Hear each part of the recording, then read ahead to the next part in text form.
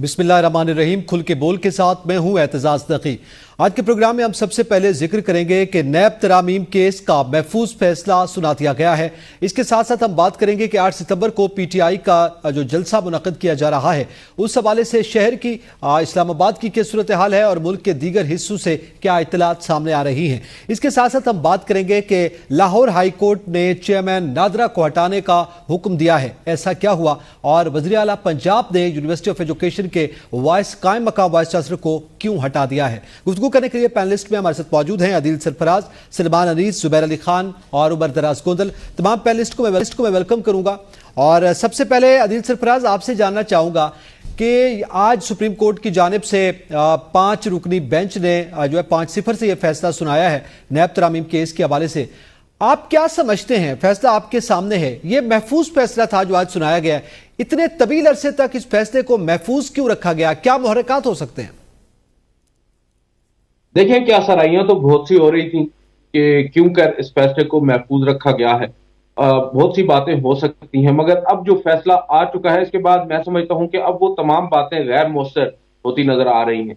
जहां तक ताल्लुक है इस फैसले का, तो जो उम्मीद की जा रही थी, जो अदालती कार्रवाई थी, जो ऑब्जर्वेशन जजेस साहिबान की जानिब से दौरान समाअत दी जा रही थी, फैसला एन उसके मुताबिक आया है। क्योंकि बानी PTI का इस केस से डायरेक्टली एक लिंक बनता है और उस वजह से ये बात की जा रही थी कि क्यों कर इस फैसले में ताखीर की जा रही है और क्या मकसद बानी PTI को जेल में रखना है। इस तरह की बातें हो रही थी और आपको मालूम है जब सोशल मीडिया पर इस तरह की बातें होती हैं तो एक प्रेशर बिल्ड होता है। मेरी जहां तक इतलात है, जैसे ही मौसम गर्मा की तातीलात का आगाज हुआ था, chief justice of Pakistan justice Qazi Faez Isa, जो कि इस जजमेंट के ऑथर हैं, उन्होंने इस जजमेंट को ऑथर करना शुरू कर दिया था पहले ही हफ्ते में, और गालिबन ये सितंबर का मिड था और उस पहले हफ्ते में ही बताया यह जा रहा है कि ऑलमोस्ट ये जजमेंट लिखी जा चुकी थी। कुल 16 या 17 सफात पर मुश्तमिल ये फैसला है, तो अंदाजा आप लगा सकते हैं कि इस जजमेंट को लिखने में ज्यादा वक्त तो दरकार नहीं होगा। अब क्या वजूहात हैं ये तो वक्त आने पर ही मालूम होगा, मगर इस वक्त जो हमारे सामने हकायक हैं वो यही है कि फैसले में अव्वल तो ये फैसला मुतफिका तौर पर आया है और नैब तरामीम को एक दफा फिर बहाल कर दिया गया है। जस्टिस मंसूर अली शाह, जिन्होंने मेन मरकजी केस के अंदर इख्तिलाफी नोट लिखा था, उनके फैसले को अब एक तरह से तौसीक मिली है जो इख्तिलाफी नोट था उस वक्त, और जस्टिस उमर अता बंदयाल और जस्टिस इजाजुल हसन के फैसले को अदालत ने अब कलअदम करार दे दिया है। इसके अलावा जो एक दूसरी बात हो रही थी कि फैसले में ताखीर हो रही है, ये एक काउंटर आर्ग्यूमेंट के तौर पर बात की जा रही थी, क्योंकि आपको मालूम है मुख्तलिफ हल्के, कुछ तो हमारे बदकिस्मती के साथ सहाफी दोस्त भी बार बार ये बात दोहरा रहे हैं एक तवील अरसा से कि 12 जुलाई को जो मुख्तसर फैसला मखसूस नशिस्तों के केस में 8 फाजिल जजेस साहिबान ने सुनाया था, उसका तफसीली फैसला क्यों कर जारी नहीं हुआ। डिटेल रीजनिंग ना आने को हदफ तनकीद बनाया जा रहा था और साथ साथ फिर काउंटर नैरेटिव के तौर पर यह बात की जा रही थी कि एक जानिब चीफ जस्टिस काजी फायद ईसा इसरार करते हैं कि 8 जजेस साहिबान तफसीली फैसला जारी करें। Supreme court practice and procedure act का हवाला देकर कहा जाता है कि 2 हफ्तों में फैसला आ जाना चाहिए, और फिर 2 फाजिल जजेस साहिबान जो उसी बेंच का हिस्सा थे, जिन्होंने अपना एक इख्तिलाफी तफसीली नोट लिखा था, उन्होंने भी तमाम तर जो तनकीद है वो उन्हीं 8 जजेस साहिबान पर की जिन्होंने तफसीली फैसला लिखना था। उस हवाले से ये बात हो रही थी कि एक जानिब चीफ जस्टिस काजी फायद ईसा मखसूस नशिस्तों का फैसला जल्द जारी करने की बात करते हैं, दूसरी जानिब जस्टिस अतर मिनल्ला को एक और केस के अंदर फैसला ताखीर से तहरीर करने पर तनकीद का निशाना बनाते हैं, मगर साथ दूसरी जानिब 3 माह से जायद का अरसा गुजर जाने के बाद नैब तरामीम का फैसला सुनाते हैं। तो ये एक तजाद था जिसको आप कह सकते हैं कि जिसके ऊपर बात हो रही थी और अब बहरहाल ये बात अब खत्म हो चुका है। अच्छा, अब इसमें सलमान अली साहब, नैब तरामीम केस का फैसला सामने आ चुका है, वो देर आयत दुरुस्त आयत वही बात है, ताखीर हुई, उसकी जो भी वजूहात थी वो अपने मकाम पर है। लेकिन इसके नतीजे में हमने देखा कि खुद बानी PTI पर जो केसेस थे, बिलखुसूस 190 बिलियन पाउंड केस की बात करें या तोशाखाना के केसेस थे, उसमें भी उनको रिलीफ मिलता हुआ दिखाई दे रहा है। तो आप क्या समझते हैं कि इस केस में, हालांकि इसके खिलाफ थे वो, नैब तरामीम के हवाले से उनकी जो केस था वो चाह रहे थे कि ये नैब तरामीम जो है इनको बहाल ना किया जाए, लेकिन उसके बावजूद उनको ये फायदा हुआ है। अब क्या कहेंगे, क्या बानी PTI ये केस हार के भी जीत गए? देखें, सबसे पहले तो नकी आज चूंकि 6 सितंबर है तो जो हमारे इस मुल्क के कीमती शुहदा हैं, जो गाजी हैं तमाम जंगों के, सबसे पहले तो उनको सलाम, उन माओं बहनों बेटियों को सलाम जिनके प्यारे इस मुल्क की हिफाजत के लिए अपनी जान का नजराना पेश किया, और वो भी जो इस मुल्क के लिए लड़े और गाजी हैं।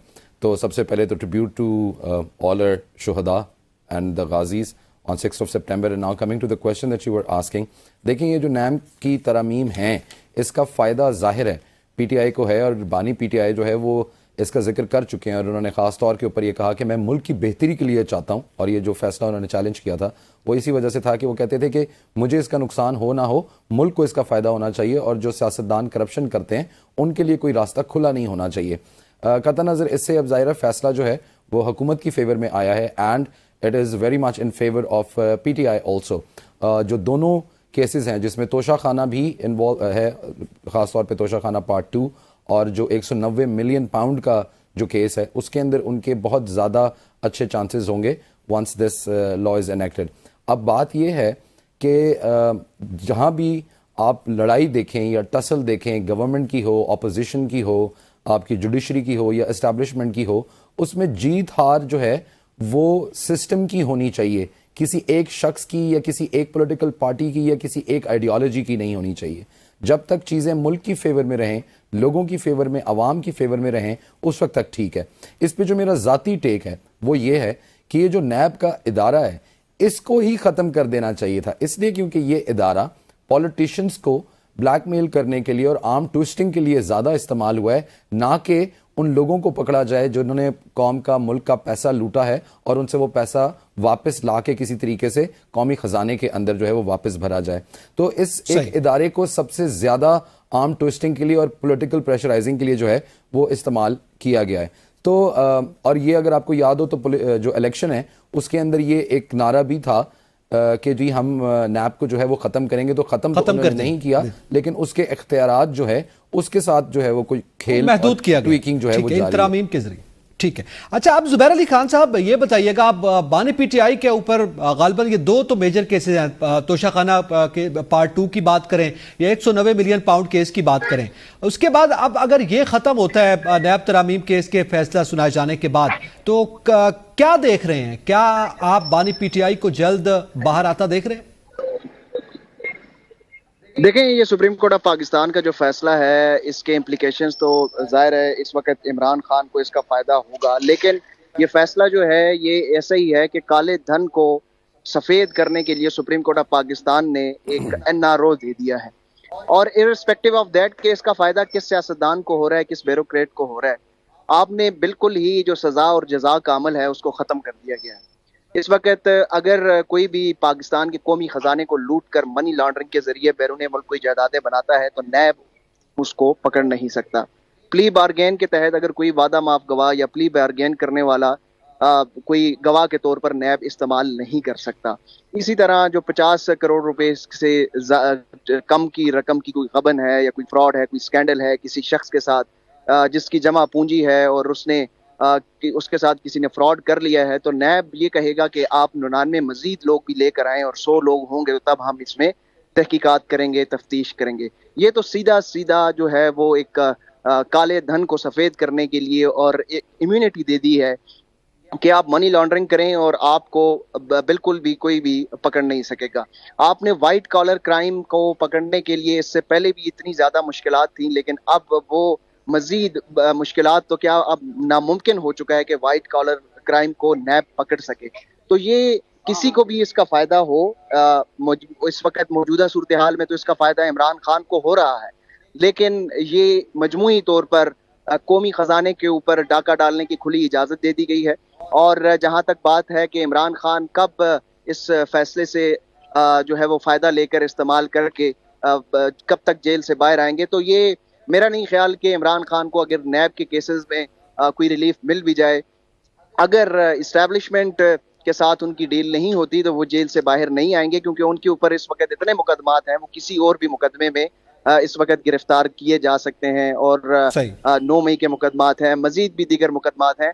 तो मजमूई तौर पर सियासी सूरत हाल से हट कर भी मेरा ख्याल है कि नैब बतौर इदारा ठीक है आर्म ट्विस्टिंग के लिए इस्तेमाल होता रहा है। इससे पहले भी वो जो पॉलिटिशियंस हैं उनके खिलाफ घेरा तंग करने के लिए उनको जेलों में कैदो बंद की सोबतें डालने के लिए इस्तेमाल होता रहा है। लेकिन बात यह है कि पुलिस में भी बहुत सारी खामियां हैं, तो क्या हम पुलिस बंद कर दें? अदालतों में भी बहुत सारी खामियां हैं, अदालतों से इंसाफ नहीं मिल रहा, तो क्या अदालतों को बंद कर दिया जाए? इसी तरह जो एस्टैब्लिशमेंट है, जो इदारे हैं, उनके अंदर भी वो भी गैर आईनी इकदाम करते हैं, वो भी अपना अब्यूज ऑफ पावर करते हैं, तो क्या उनको बंद कर दिया जाए? इदारे बंद करना किसी भी मसले का हल नहीं है। बात यह है कि इन इदारों को इम्प्रूव किया जाए, बेहतर किया जाए, ठीक है। इनके ऊपर जो सरबराह की जीत होनी चाहिए है उसको बेहतर किया जाए। जी ज़ुबैर अली खान, बिल्कुल आप ये कह रहे हैं कि वही बात है कि सिस्टम की जीत होनी चाहिए। अच्छा, अब इसमें जो आज उम्र दराज आपने यकीनी तौर पर इस फैसले के हवाले से देखा सुना भी, जस्टिस अतर मिनल्ला ने जो इजाफी नोट लिखा उसमें उन्होंने साथ ये भी कहा कि जजेस और जर्नलों को भी एहतसाब से बालातर नहीं होना चाहिए, उनका भी एहतसाब होना चाहिए। तो इस हवाले से इस इजाफी नोट की क्या अहमियत है? और आमतौर पर वैसे हम देखते हैं कि ये इस तरह के इजाफी नोट्स आते हैं मुख्तलिफ फैसलों में, वो कितनी हद तक उन फैसलों में रिफ्लेक्ट करते हैं या वो इम्प्लीकेट कर सकते हैं, असरअंदाज हो सकते हैं इम्प्लीमेंटेशन के वक्त? अच्छा, मैं एतजाज सबसे पहले तो ये जो अभी जुबैर बात कर रहे थे उस हवाले से कि देखिए ये बात दुरुस्त है कि नैब कोई काबिल तारीफ इदारा नहीं है और नैब ने कोई काबिल तारीफ किरदार पाकिस्तान में अदा नहीं किया। और सच्ची बात तो ये है कि पाकिस्तान में कभी भी जेन्युइन एहतसाब हुआ ही नहीं है। एहतसाब सिर्फ किसी को आप बाजू मरोड़ने के लिए, पॉलिटिकल इंजीनियरिंग के लिए, किसी को सबक सिखाने के लिए और वक्ती मफादात के लिए, किसी को झुकाने के लिए इस्तेमाल होता रहा है। लेकिन अब आपने अगर जिस तरह वो कह रहे थे कि आप इस इदारे को खत्म कर रहे हैं, मेरा सवाल या कंसर्न ये है, मुझे यूं लग रहा है जैसे पाकिस्तान एक बड़ी आइडियल स्टेट बन गया है और शायद करप्शन जो इंडेक्स है हमारा वो बिल्कुल हम उस दुनिया में बेहतरीन तरीके से उसको हमने करप्शन को खत्म कर दिया है और पाकिस्तान के अंदर जो है किक बैक्स या बाकी जितने भी इल्जाम लगते हैं उससे हम क्लियर हो गए। आपने ऑल्टरनेट क्या खड़ा किया? ये बात ठीक है, मैं मानता हूं कि नैब ठीक नहीं है, लेकिन नैब का मुतबादिल क्या है? यानी अगर मेरे ऊपर इल्जाम हो या इवन इमरान खान के ऊपर इल्जाम हो तो अकाउंटेबिलिटी कैसे करेंगे? क्या उसका हल ये है कि क्लीन चिट दे दें?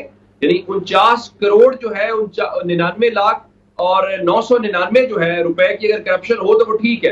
यानी अब अगर इमरान खान के ऊपर आपने इल्जाम तो शाखाना 2 का लगाया हुआ तो कहां अकाउंटेबिलिटी करेंगे? ये अनफॉर्चुनेट है, ये अच्छी डेवलपमेंट नहीं है। अब आते हैं इस बात के ऊपर जो आपने सवाल किया कि अतर मिनल्ला साहब का जो नोट है, मैंने जिस तरह शुरू में बात की कि हम एहतसाब जो है वो भी पिक एंड चूज की बुनियाद के ऊपर करते हैं और हमारा गोल कहीं पे भी एहतसाब करना नहीं है, हमारा गोल कहीं पे भी करप्शन को खत्म करना नहीं है।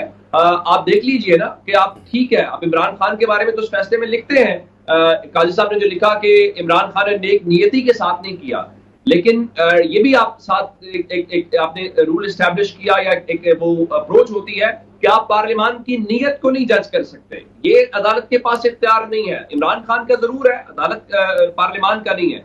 लेकिन ये तो देखिए कि बतौर मुआशरा अगर आप ये देखें कि जो लोग गवर्नमेंट के अंदर हैं, जो लेजिस्लेचर के अंदर बैठे हुए हैं, अगर उनके अपने केसेस हैं, बिलवास्ता या बिलावास्ता उनको और उनके खानदानों को फायदा हो रहा है, उन तरामीम का फायदा किसको हुआ? तो फिर मुझे ये बताइए ना कि आप क्या उसके ऊपर सवाल नहीं करेंगे? इमरान खान का यही आर्गुमेंट था कि मुझे फायदा हो जाएगा और उनको फायदा होगा भी इंडिविजुअल हैसियत में, लेकिन बतौर मुआशरा आप क्या प्रेसिडेंट सेट कर रहे हैं? ये कोई अच्छी मूव नहीं थी। वहां से पीडीएम की तरफ से वो तरामीम करने से लेके आज तक उनको अपहोल्ड करने तक मेरा ख्याल ये है कि हम फर्दर खुली छूट देंगे और हम फर्दर एक नया बाजार गर्म करेंगे और इसका नुकसान सियासतदानों को होगा। बिलीव मी, इसका नुकसान उन्हीं को होगा। ये पहले भी उन्हीं की खराब की जाती है और आइंदा भी उनके बारे में तासुर कायम किया जाएगा कि ये तो है ही करप्ट। हालांकि सियासतदानों को आगे बढ़ के एक ऐसा इदारा कायम करना है और एक ऐसी मिसाल कायम करनी है, एक ऑल्टरनेट देना है ताकि पता चले कि पाकिस्तान का सियासतदान जो है वो बड़े साफ शफाफ लोग भी हैं, बड़े बाउसूल लोग भी हैं, जो अपने उसूल के लिए बड़ी बड़ी कुर्बानियां देते हैं। वो फांसी के फंदों तक जो है वो बड़ी खुशी से उसको पहन लेते हैं, लेकिन समझौता नहीं करते। लेकिन मेरे ख्याल से इस जो पॉलिटिकल कलेक्टिव जिसको शऊर के वो विजडम कहना चाहिए वो भी कोई देखने को नहीं मिली। अच्छा, इसमें जाहिर है फिर एक जो है और भी अहम पहलू है कि क्या इसके बाद जो वजह इस इदारे की कि ये आम ट्विस्टिंग करता रहा या पोलिटिकल इंजीनियरिंग करता रहा, क्या उसका सद्देबाब मुमकिन हो पाएगा? उसका मुतबादिल क्या है? ये भी अपनी जगह पर सवाल मौजूद है। अपने दीगर मौज़ूआत पर भी बात करेंगे। ब्रेक के बाद साथ रहिएगा।